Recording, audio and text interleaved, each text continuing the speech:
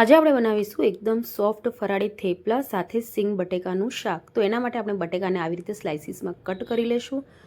આ બટેકાનું શાક તમે ફરાળમાં કા પછી એમને પણ બનાવી શકો છો. તો એના માટે આપણે કડાઈમાં તેલ એડ કરશું. એમાં આપણે થોડુંક જીરું, મીઠા લીમડાના પાન, આદુ મરચાંની પેસ્ટ એડ કરશું અને થોડીક આપણે એમાં સિંગદાણા એડ કરશું. સિંગદાણા સરસ સંતળાય છે એટલે જે આપણે બટેકાની સ્લાઇસીસ કરીને રાખી હતી સ્લાઇસીસ એડ કરશું. વ્રત માટે બનાવીએ છીએ એટલે સિંધા નમક એડ કરશું. થોડીક આપણે એમાં હળદર એડ કરશું અને સરસ મિક્સ કરીને ઢાંકણ ઢાંકીને એને સરસ ચડવા દઈશું.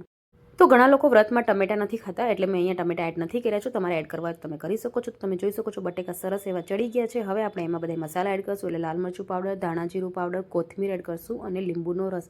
જો તમારે ખાંડ એડ કરવી હોય તો તમે ખાંડ પણ એડ કરી શકો છો અને બિલકુલ ધ્યાનથી હળવાથી આપણે એને એકદમ ફેરવી લેવાના છે એટલે બટેકા તૂટે નહીં. હવે આપણે થેપલા બનાવી લેશું.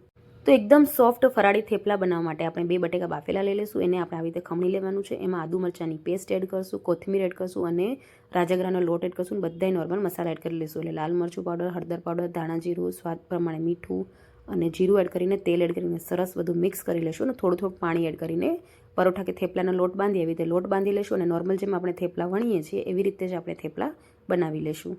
તો આ થેપલા તમે દહીં કે રાયતા સાથે કે પછી બટેકાના શાક સાથે પણ સર્વ કરી શકો છો. બહુ જ સોફ્ટ બનીને રેડી થાય છે. તો ડિટેલ વિડીયો મેં નીચે મેન્શન કરી લીધું છે, એકવાર જરૂરથી જોઈ લેજો. અને હા, તમને મારી આ રેસીપી ગમી હોય તો વિડીયોને લાઇક અને શેર કરી લેજો.